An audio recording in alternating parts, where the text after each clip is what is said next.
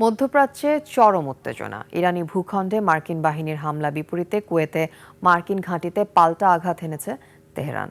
ইরানি গণমাধ্যম জানায়, কিশ দ্বীপ, জামদ্বীপ, কেশম দ্বীপ, বুশেহর এবং বন্দর আব্বাসে ব্যাপক বিস্ফোরণের ঘটনা ঘটেছে। এদিকে ইরানে নতুন করে হামলা এবং দেশটির বন্দরগুলোতে আবারও নৌ অবরোধ আরোপ করা সত্ত্বেও যুদ্ধ বন্ধে তেহরানের সঙ্গে চুক্তি এখনও সম্ভব বলে জানিয়েছেন মার্কিন প্রেসিডেন্ট ডোনাল্ড ট্রাম্প। এছাড়া 20% ফি-এর বিনিময়ে হরমুজ প্রণালীর নিরাপত্তার দায়িত্ব যুক্তরাষ্ট্র নেবে বলেও জানান তিনি। রিপোর্ট তাফসীর ফিজার।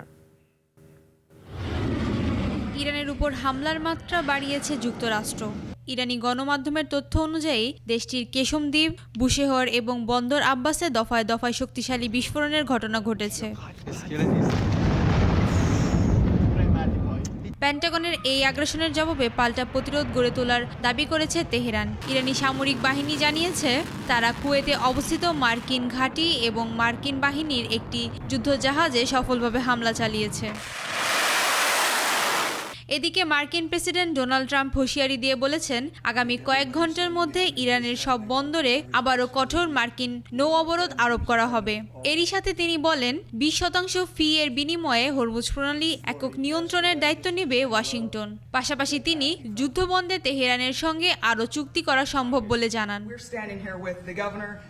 সংঘাতের সম্মুখীন হয়েছে পারস্য উপসাগরের অন্যান্য দেশগুলো। সংযুক্ত আরব আমিরাতের দাবি, দুটি জাতীয় তেল ট্যাঙ্কারের ক্রুজ ক্ষেপণাস্ত্র দিয়ে হামলা চালিয়েছে ইরান। এতে ক্রু সদস্য নিহত সহ বেশ কয়েকজন আহত হয়েছে।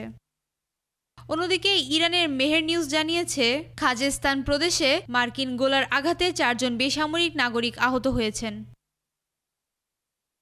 এদিকে বাহরাইনেও উত্তেজনা ছড়িয়ে পড়েছে। দেশটির আকাশে ধেয়ে আসা ইরানের একাধিক ক্ষেপণাস্ত্র সফলভাবে প্রতিহত করেন তারা।